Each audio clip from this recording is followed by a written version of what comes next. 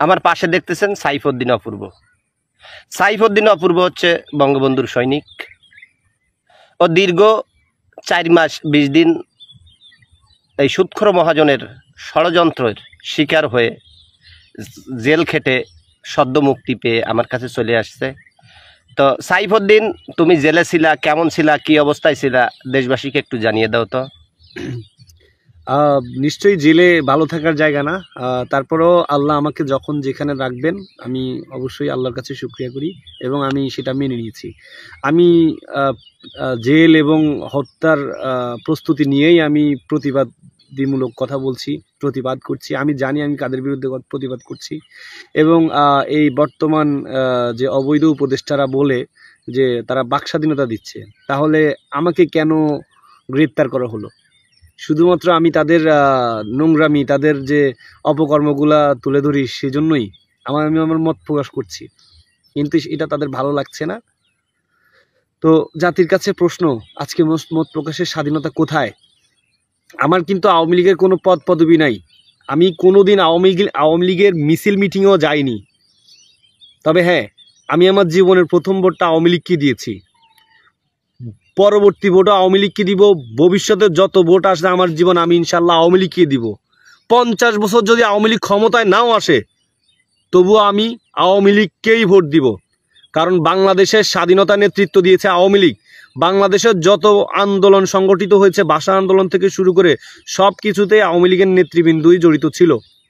বাংলাদেশের যা কিছু অর্জন, আজকের উন্নতি এই আওয়ামী লীগের নেতৃত্বে। সেজন্য আমি আওয়ামী লীগ করবো, আমার সন্তান আওয়ামী লীগ করবে, তার সন্তান আওয়ামী লীগ করবে ইনশাল্লাহ। তো আওয়ামী লীগের জনপ্রিয়তা ঠেকাতে পারবে না।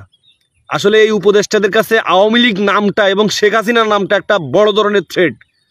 আপনারা দেখেন যে, আপনারা জানেন শেখ হাসিনা যেই কোনো মিছিল মিটিং করে তাদের হুঁশ থাকে না।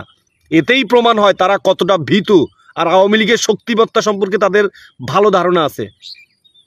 তো আমি স্বার্থের জন্য না, দেশ বাঁচাতে আমি 5 তারিখের পর থেকে আমি আওয়ামী লীগ সাপোর্ট করি। আমি আওয়ামী লীগের এখন থেকে একজন কর্মী, ইনশাল্লাহ ভবিষ্যতেও থাকব। তো এই অবৈধ উপদেষ্টারা বর্তমানে বাংলাদেশে যে জঙ্গিগুলো আছে তাদেরকে তারা জামিনে মুক্তি দিচ্ছে, বিভিন্নভাবে তাদেরকে মুক্তি দিয়ে দিচ্ছে, যার কারণে উৎসাহিত করতেছে অর্থ দিয়ে। এবং আজকে দেখেন জঙ্গিবাদের উত্থান আবারও বাংলাদেশে হয়েছে। বাংলাদেশে এখন চুরি, ছিনতাই, ধর্ষণ, রাহাজারি বেড়ে গেছে। 4 বছরের শিশু পর্যন্ত নিরাপদ না। আচ্ছা, আমি একটা কথা বলি।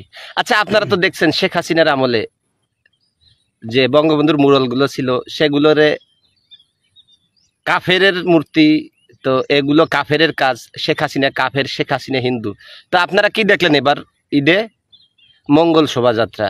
আচ্ছা বলেন, এই মঙ্গল শোভাযাত্রা আমরা কেবলমাত্র সাংস্কৃতিক যে অনুষ্ঠান পহেলা বৈশাখের দিন এই যে মূর্তি বানাইয়া পহেলা বৈশাখ কিছু মানুষ উদযাপন করে। তো গত এই যে ঈদ গেল, এই ঈদের দিন দেখলাম গাধা, জিন্দাওলি, তারপরে ওই যে কি বুতুম পেঁচা, হাতি, ঘোড়া, পেঁচা পোষা দিয়ে যে মঙ্গল শোভাযাত্রা করলো। আসলে এটা কি ইসলাম ধর্মে স্বীকৃতি দিয়েছে? আমার প্রশ্ন।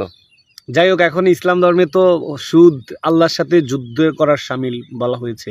সুদের থেকে বড় ধরনের জঘন্য অপরাধ আর হতে পারে না। আর গরিব মানুষ যে গরিব হয়, ধনী যে ধনী হয়, এর মূল কারণ হচ্ছে সুদভিত্তিক অর্থনীতি। আজকে সেই সুদের মহাজনকে আমাদের আলেম সমাজ মাথায় তুলে রাখছে এবং সুদখোরের এখন পক্ষে কথা বলছে এবং সুদখোর এখন ভালো হয়ে গেছে। আচ্ছা, আরেকটা কথা বলি। আচ্ছা, আমরা জানি, আমরা মুসলমান, নামাজ যখন পড়ি জামাতের সহিত, আমরা যখন নামাজ আদায় করি তখন নির্দেশ দেয় যে কাঁধে কাঁধ মিলিয়ে, টাকনুর সাথে টাকনু মিলিয়ে জামাতে দাঁড়ায় যাবেন। ফাঁকা জায়গাটা যদি ফাঁকা থাকে জামাতের মাঝখানে, সেখানে নাকি শয়তান ভর করে। তো সুদখোর মহাজন নামাজে দাঁড়াইছে, তার 2 পাশে দেখলাম বেশ খানিক জায়গা ফাঁকা। ওটা কি ইবলিস শয়তানের জন্য রাখা হয়েছিল?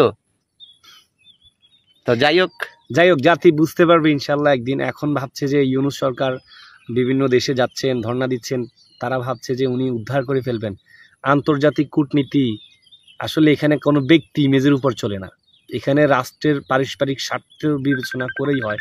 এই ইউক্রেনের প্রেসিডেন্ট তার ঘোড়ামির কারণে আজকে দেশটাকে যুদ্ধ করে ধ্বংস করে দিয়েছে। আজকে তাদের সাপোর্টে এখন আর কেউ নেই। ওই পশ্চিমাদের মিষ্টি মিষ্টি